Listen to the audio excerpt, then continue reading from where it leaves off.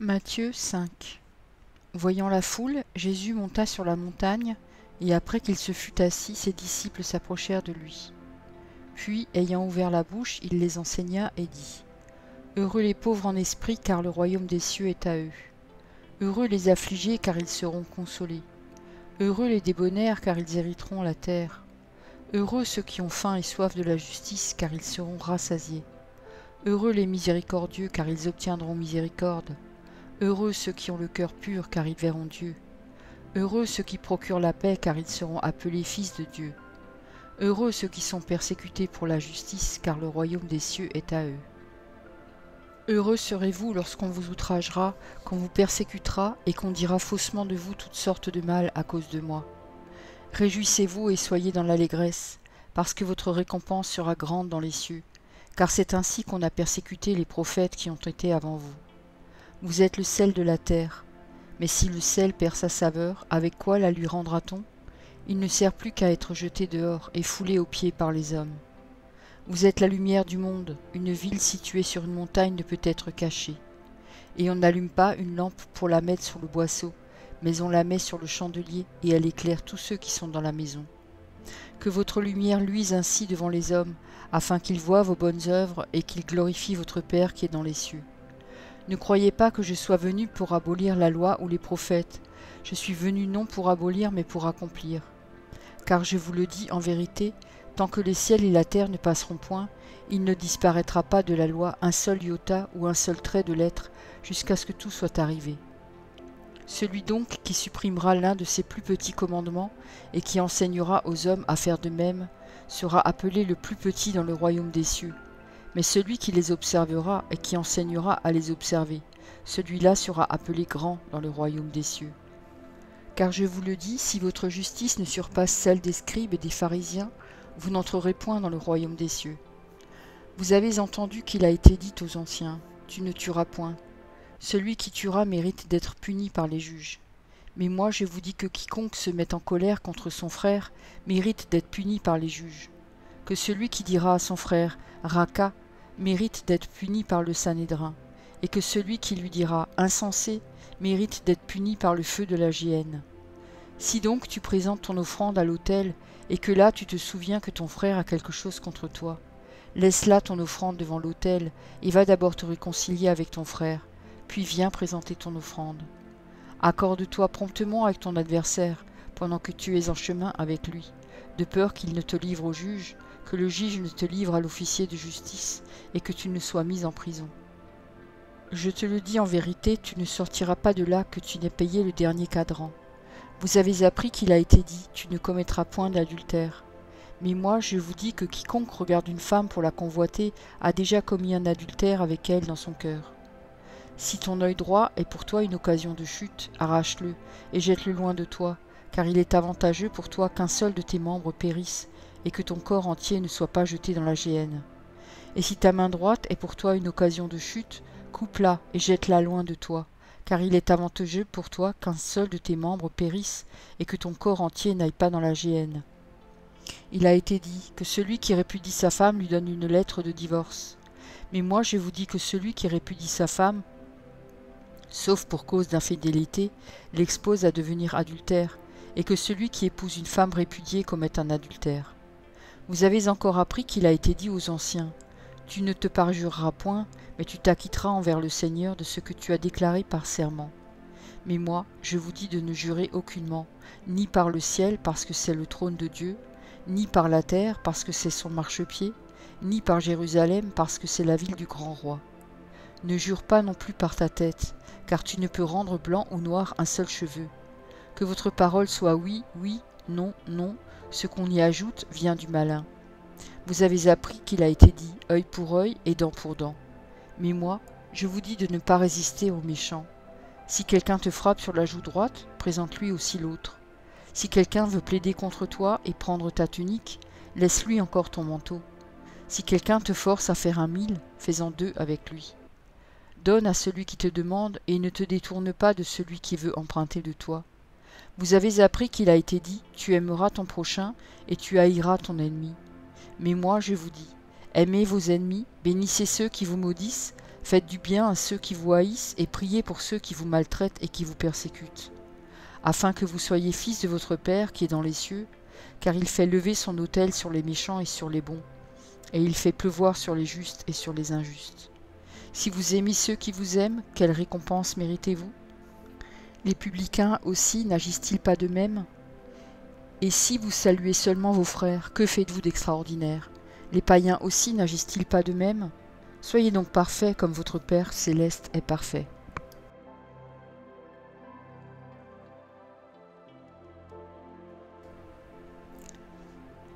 Matthieu 6.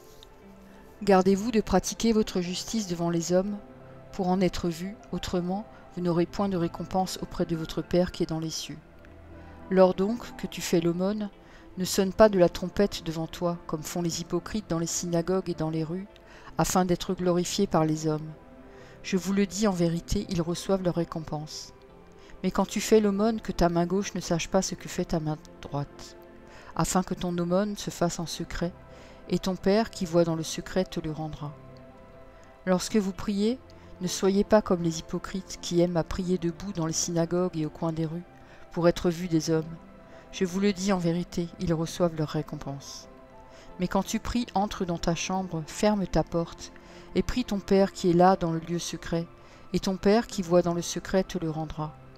En priant, ne multipliez pas de vaines paroles comme les païens qui s'imaginent qu'à force de paroles ils seront exaucés. Ne leur ressemblez pas, car votre Père sait de quoi vous avez besoin avant que vous ne le lui demandiez. Voici donc comment vous devez prier. Notre Père qui es aux cieux, que ton nom soit sanctifié, que ton règne vienne, que ta volonté soit faite sur la terre comme au ciel. Donne-nous aujourd'hui notre pain quotidien. Pardonne-nous nos offenses, comme nous aussi nous pardonnons à ceux qui nous ont offensés. Ne nous induis pas en tentation, mais délivre-nous du malin. Car c'est à toi qu'appartiennent dans tous les siècles le règne, la puissance et la gloire. Amen. Si vous pardonnez aux hommes leurs offenses, votre Père céleste vous pardonnera aussi. Mais si vous ne pardonnez pas aux hommes, votre Père ne vous pardonnera pas non plus vos offenses. Lorsque vous jeûnez, ne prenez pas un air triste comme les hypocrites qui se rendent le visage tout défait pour montrer aux hommes qu'ils jeûnent. Je vous le dis en vérité, ils reçoivent leur récompense. Mais quand tu jeûnes, parfume ta tête et lave ton visage, afin de ne pas montrer aux hommes que tu jeûnes, mais à ton Père qui est là dans le lieu secret, et ton Père qui voit dans le secret te le rendra. Ne vous amassez pas des trésors sur la terre, où la teigne et la rouille détruisent, et où les voleurs percent et dérobent. Mais amassez-vous des trésors dans le ciel, où la teigne et la rouille ne détruisent point, et où les voleurs ne percent ni ne dérobent. Car là où est ton trésor, là aussi sera ton cœur. L'œil est la lampe du corps. Si ton œil est en bon état, tout ton corps sera éclairé. Mais si ton œil est en mauvais état, tout ton corps sera dans les ténèbres. Si donc la lumière qui est en toi est ténèbres, combien seront grandes ces ténèbres? Nul ne peut servir deux maîtres, car ou il haïra l'un et aimera l'autre, ou il s'attachera à l'un et méprisera l'autre. Vous ne pouvez servir Dieu et Mammon. C'est pourquoi je vous dis, ne vous inquiétez pas pour votre vie, de ce que vous mangerez, ni pour votre corps, de quoi vous serez vêtus. La vie n'est-elle pas plus que la nourriture, et le corps plus que le vêtement? Regardez les oiseaux du ciel, ils ne sèment ni ne moissonnent, et ils n'amassent rien dans des greniers, et votre Père céleste les nourrit. Ne valez-vous pas beaucoup plus qu'eux? Qui de vous, par ses inquiétudes, peut ajouter une coudée à la durée de la vie? Et pourquoi vous inquiétez au sujet du vêtement? Considérez comment croissent les lys des champs, ils ne travaillent ni ne filent. Cependant, je vous dis que Salomon même, dans toute sa gloire, n'a pas été vêtu comme l'un d'eux. Si Dieu revêt ainsi l'herbe des champs, qui existe aujourd'hui et qui demain sera jetée au four, ne vous vêtira-t-il pas à plus forte raison, gens de peu de foi? Ne vous inquiétez donc point, et ne dites pas, que mangerons-nous, que boirons-nous, de quoi serons-nous vêtus? Car toutes ces choses, ce sont les païens qui les recherchent. Votre Père céleste sait que vous en avez besoin. Cherchez premièrement le royaume et la justice de Dieu, et toutes ces choses vous seront données par-dessus. Ne vous inquiétez donc pas du lendemain, car le lendemain aura soin de lui-même. À chaque jour suffit sa peine.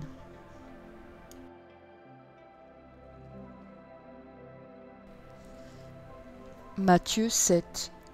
Ne jugez point, afin que vous ne soyez point jugés, car on vous jugera du jugement dont vous jugez, et l'on vous mesurera avec la mesure dont vous mesurez. Pourquoi vois-tu la paille qui est dans l'œil de ton frère, et n'aperçois-tu pas la poutre qui est dans ton œil? Ou comment peux-tu dire à ton frère, laisse-moi ôter une paille de ton œil, toi qui as une poutre dans le tien? Hypocrite, ôte premièrement la poutre de ton œil, et alors tu verras comment ôter la paille de l'œil de ton frère. Ne donnez pas les choses saintes aux chiens, et ne jetez pas vos perles devant les pourceaux, de peur qu'ils ne les foulent aux pieds, ne se retournent et ne vous déchirent. Demandez et l'on vous donnera, cherchez et vous trouverez, frappez et l'on vous ouvrira. Car quiconque demande reçoit, celui qui cherche trouve, et l'on ouvre à celui qui frappe. Lequel de vous donnera une pierre à son fils, s'il lui demande du pain? Ou s'il demande un poisson, lui donnera-t-il un serpent? Si donc, méchants comme vous l'êtes, vous savez donner de bonnes choses à vos enfants, à combien plus forte raison votre Père qui est dans les cieux donnera-t-il de bonnes choses à ceux qui les lui demandent? Tout ce que vous voulez que les hommes fassent pour vous, faites-le de même pour eux, car c'est la loi et les prophètes. Entrez par la porte étroite, car large est la porte, spacieux est le chemin qui mène à la perdition, et il y en a beaucoup qui entrent par là. Mais étroite est la porte, resserrez le chemin qui mène à la vie, et il y en a peu qui les trouvent. Gardez-vous des faux prophètes, ils viennent à vous en vêtements de brebis, mais au-dedans ce sont des loups ravisseurs. Vous les reconnaîtrez à leurs fruits. Cueille-t-on des raisins sur des épines, ou des figues sur des chardons? Tout bon arbre porte de bons fruits, mais le mauvais arbre porte de mauvais fruits. Un bon arbre ne peut porter de mauvais fruits, ni un mauvais arbre porter de bons fruits. Tout arbre qui ne porte pas de bons fruits est coupé et jeté au feu. C'est donc à leurs fruits que vous les reconnaîtrez. Ceux qui me disent « Seigneur, Seigneur » n'entreront pas tous dans le royaume des cieux, mais celui-là seul qui fait la volonté de mon Père qui est dans les cieux. Plusieurs me diront en ce jour « Seigneur, Seigneur, n'avons-nous pas prophétisé par ton nom? N'avons-nous pas chassé des démons par ton nom? Et n'avons-nous pas fait beaucoup de miracles par ton nom? » Alors je leur dirai ouvertement « Je ne vous ai jamais connus. Retirez-vous de moi, vous qui commettez l'iniquité. » C'est pourquoi quiconque entend ces paroles que je dis et les met en pratique sera semblable à un homme prudent qui a bâti sa maison sur le roc. La pluie est tombée, les torrents sont venus, les vents ont soufflé et se sont jetés contre cette maison. Elle n'est point tombée parce qu'elle était fondée sur le roc. Mais quiconque entend ces paroles que je dis et ne les met pas en pratique sera semblable à un homme insensé qui a bâti sa maison sur le sable. La pluie est tombée, les torrents sont venus, les vents ont soufflé et ont battu cette maison. Elle est tombée et sa ruine a été grande.